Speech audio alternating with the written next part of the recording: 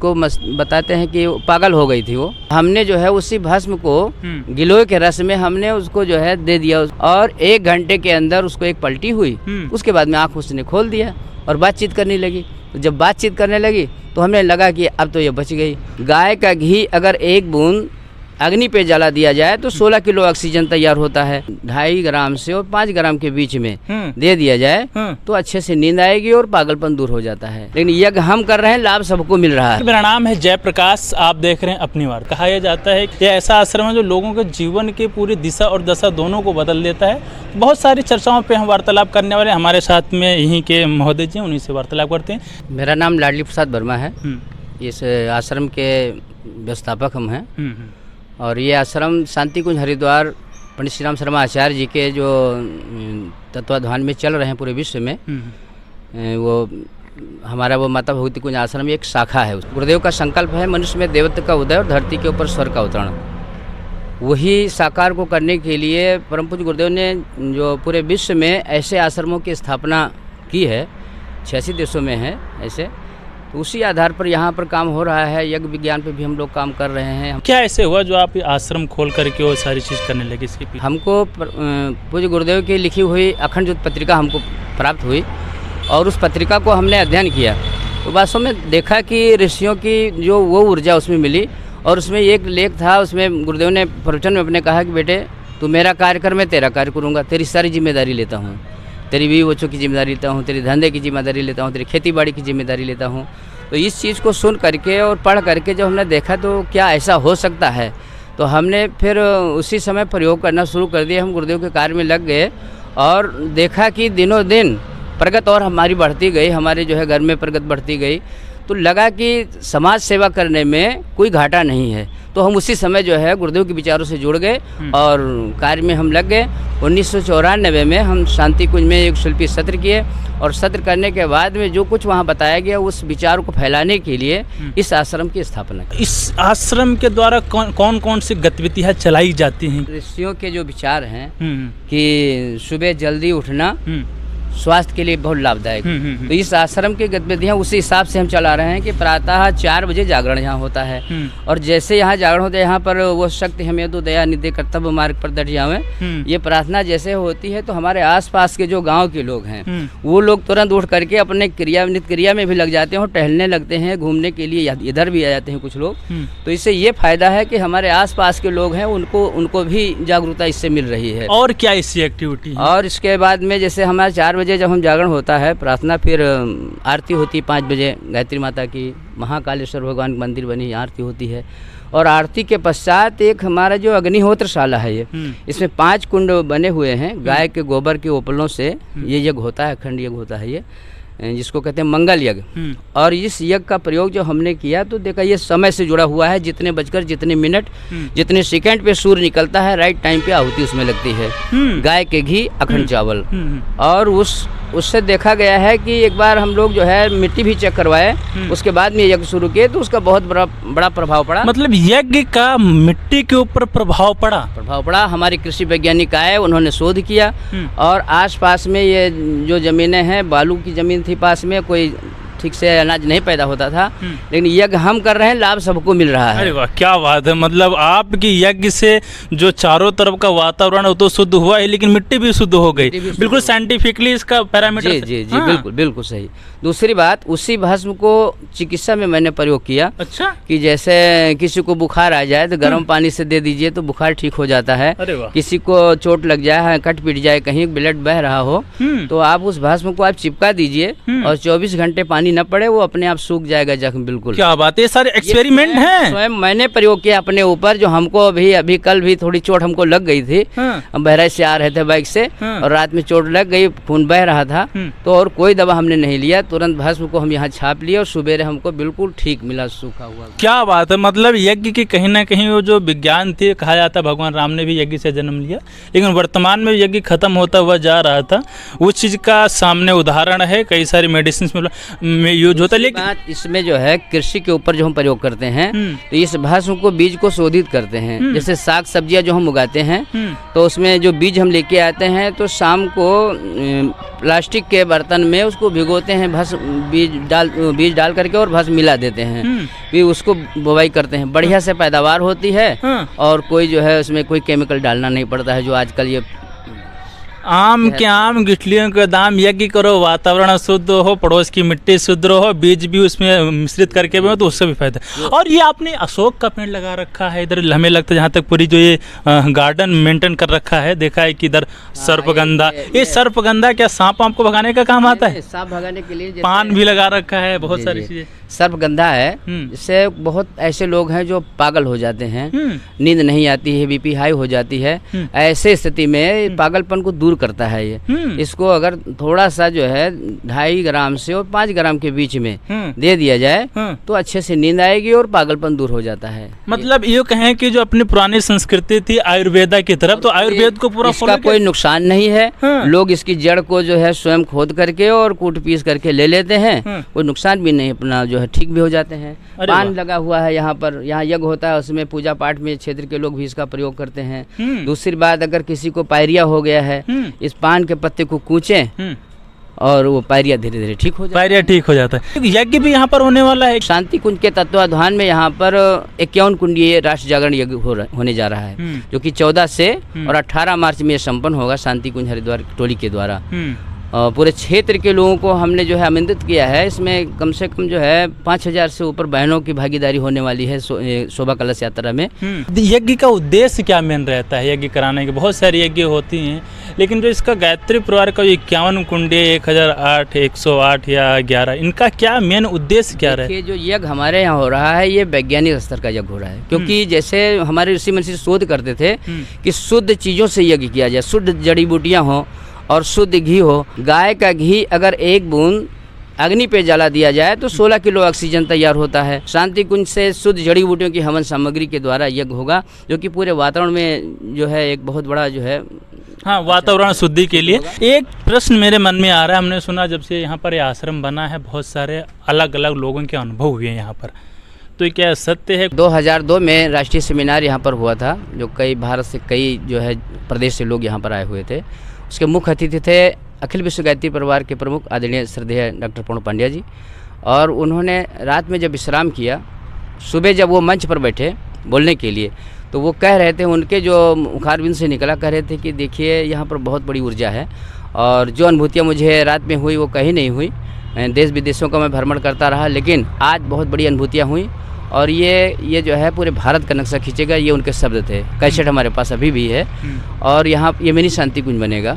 तो उनको वो खुद कह रहे थे कि यहाँ पर बहुत बड़ी ऊर्जा है, और हम नहीं, वो लोग कई ऐसे साधक बाहर से लोग आए तो वो स्वयं कह रहे थे। अभी उप जिलाधिकारी हमारे जो कैसरगंज के हैं पंकज दीक्षित जी, वो भी यही कह रहे थे कि बहुत बड़ी ऊर्जा है, बहुत बड़ी ऊर्जा। हाँ, मतलब पॉजिटिव इन्वायरमेंट बहुत अच्छा है।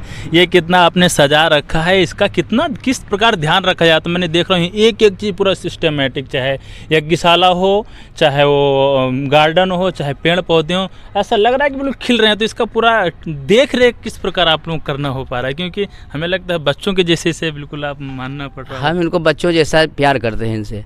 जब हम देखते हैं कि कोई फूल पेड़ जो है हमारे मुरझा रहे हैं, तो उनको हम देखते हैं कि आखिर किसने कष्ट दिया उनको, तो उनको हम जो है फूल पत्तियों को पानी देते हैं, और फूल पत्तियां जितना हम स्वयं अपने हाथों से लगाते हैं उनमें खाद स्वयं हम डालेंगे अपना। मतलब हमारा लगाव है इन जो है प्रकृति से बहुत ज़्यादा। तो इसलिए पूरा देख रेख समय तो हमारे पास जो है व्यस्तता बहुत रहती है, फिर भी हम जो है इन पेड़ पौधों का विशेष ध्यान रखते हैं। अच्छा, एक चीज़ और है, ये क्षेत्र है, हमें वो प्रश्न खैर पूछ ही लेते हैं। ये हमारा भारत मतलब विविधता का देश है, और प्रदेश और जिला भी बढ़त विविधता का, यहाँ हिंदू मुस्लिम सिख ईसाई सारे हैं। तो क्या ऐसी कोई बाउंडेशन यहाँ पर है कि हिंदू ही आ सकते हैं, कोई जायज़ समय कि सबके लिए पूरा वो चीज़ें? थोड़ा देखिए, जो एक गीत लिखा था मिशन में है, गिरजा समझो गुरुद्वारा, ये युग निर्माण का मंदिर है, आता है यहाँ हर मत वाला। तो यहाँ हिंदू मुस्लिम सब आते हैं, क्योंकि उनको लाभ मिल रहा है। कई ऐसे जो है मुस्लिम जो है महिलाएं यहाँ पर आई, भीड़ लगी हुई थी सब, और उनको गाल ब्लेडर में पथरी थी, दर्द हो रहा था खूब, वो ठीक नहीं हुई, उनको जवाब दे दिए, लखनऊ रिफ़र कर दिए। उसके बावजूद हम दवा से नहीं मान सकते कि दवा से ही पूरा ठीक हो गया। कुछ यहाँ की ऊर्जा है, ऋषियों की कुछ जो है यहाँ पर आशीर्वाद है, जो कि वो आए और उनको लाभ मिला तो उनकी लाइन लगी रहती है और कोई रोक नहीं रहता है। जब आए उनके लिए किसी जाति धर्म समाज के यहाँ कोई विरोध नहीं, सबके लिए दरवाजा, सबके लिए। ये युग निर्माण का मंदिर है, आता है यहाँ हर मत वाला, चाहे जिस जाति के हो, चाहे जिस धर्म के हो, और सबका स्वागत है। अखिल विश्व गायत्री परिवार सबका स्वागत। 18 तारीख में यहाँ पर निःशुल्क नेत्र चिकित्सा शिविर, क्योंकि हर वर्ष हम निःशुल्क नेत्र चिकित्सा शिविर करते हैं, नेत्र चिकित्सा शिविर। और उसमें जितने भी मरीज हमारे आते हैं, चाहे 100, 200, 500 जो भी हों, सबको निःशुल्क दवाइयाँ वितरण करते हैं, निःशुल्क जांच होती है और निःशुल्क ऑपरेशन होते हैं। निःशुल्क ऑपरेशन। तो 18 तारीख में यहाँ जो है हमारे नेत्र सर्जन जो है डॉक्टर एम के गुप्ता लखनऊ के, वो आ रहे हैं। पूरा अपनी उनकी टीम रहेगी और वो जांच करेंगे पूरा, और उसके बाद में जिनको ऑपरेशन की आवश्यकता होगी उनको ऑपरेशन, मोतियाबिंद ऑपरेशन। वही चीज़ आम कैम गिठलियों के दाम दोनों चीज़ें हैं। यज्ञ आइए, परमात्मा से जुड़िए, अपनी आध्यात्मिक ऊर्जा को बढ़ाइए, और फिजिकल रूप से अगर कोई बीमारी है उसका ट्रीटमेंट भी फ्री में करवाइए। अब सबसे बड़े नेत्रदान होता है, तो नेत्रों का भी यहाँ पर दान ही कह सकते हैं, उनका ट्रीटमेंट पूरा, ये सारी चीज़ें होती हैं। स्थान, मेन स्थान इस चीज़ को क्या कहते हैं? मेन स्थान है माता भगवती आश्रम, परसेंडी, कैसरगंज, बहराइच।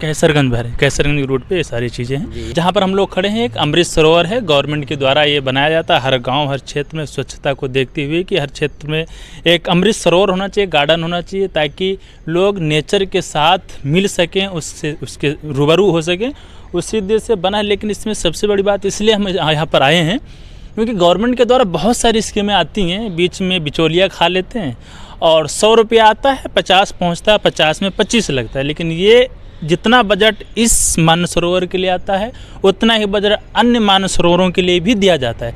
लेकिन अन्य में क्या होता है, कूड़ा कबाड़ करकट बना रहा है। तो यहाँ पर आप देख सकते हैं पूरा व्यवस्थित तरीके से अच्छी तरह से बन रखा है।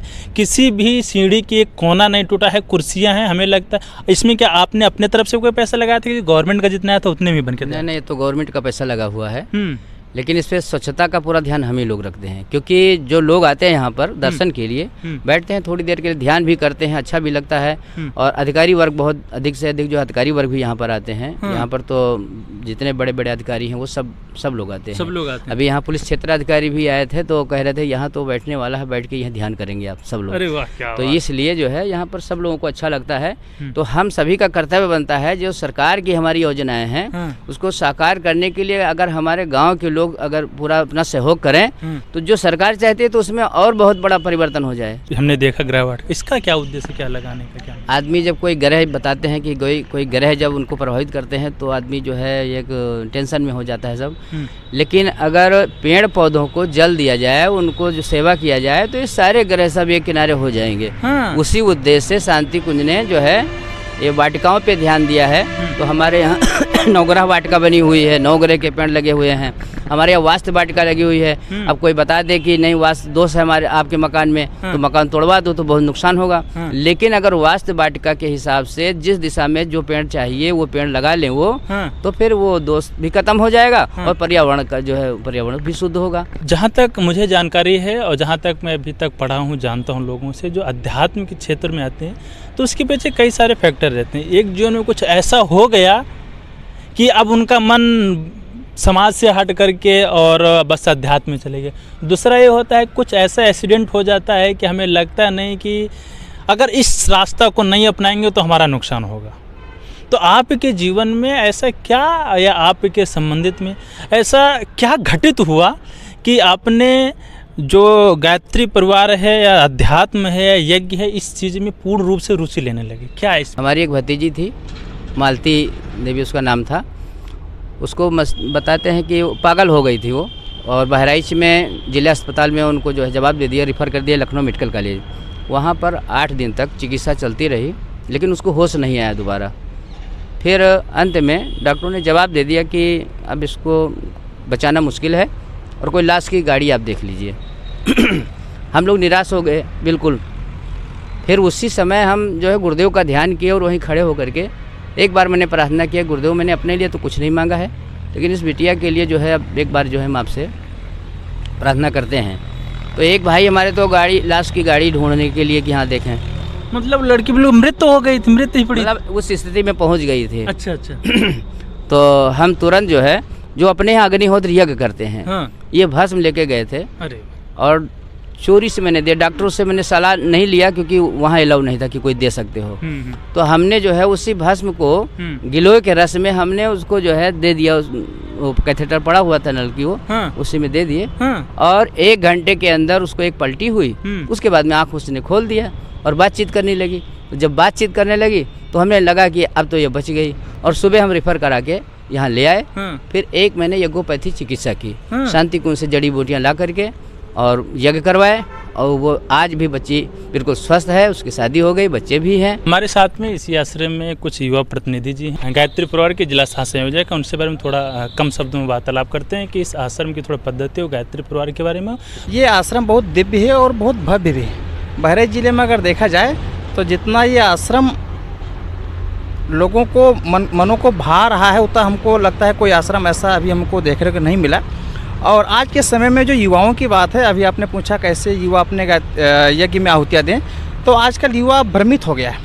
युवा कहीं ना कहीं नशे से लिप्त हो गया है। युवा कहीं ना कहीं अपने मार्ग से विचलित हो गया है। जो कभी भारत का युवा भारतीय संस्कृति को अपने जीवन में धारण करके विवेकानंद का स्वरूप अपनाता था, जो कभी युवा सुभाष चंद्र बोस, भगत सिंह का स्वरूप अपनाता था अपने राष्ट्र के लिए और संस्कृति के लिए, जान तक नछावर करने के लिए तैयार हो जाता था, वो आज युवा अपने मार्ग से विचलित हो गया है। वो अपनी संस्कृति छोड़ दो, अपने शरीर को भी गंवाने के लिए तैयार हो गया है। क्योंकि जो युवा नशे में लिप्त होगा, वो अपने शरीर को न बचा पाएगा, न अपने परिवार को बचा पाएगा, न अपने को बचा पाएगा, तो कहीं ना कहीं हमारा राष्ट्र और पूरा समाज कमज़ोर होगा। गायत्री परिवार का उद्देश्य है कि प्रत्येक जीवन का को बदला जाए। प्रत्येक जीवन का उद्देश्य जो है वो पहचाने व्यक्ति और युवा अपने मार्ग पर आए और भारतीय संस्कृति को अपने जीवन में धारण करके, जैसे कभी विवेकानंद इस दुनिया में जब जाते थे तो लोग उनके सामने श्रद्धा से सिर झुकाते थे, ऐसे भारत का युवा गायत्री परिवार से जुड़ करके गायत्री परिवार के विचारों को अपने जीवन में धारण करके और विवेकानंद का स्वरूप अपनाए,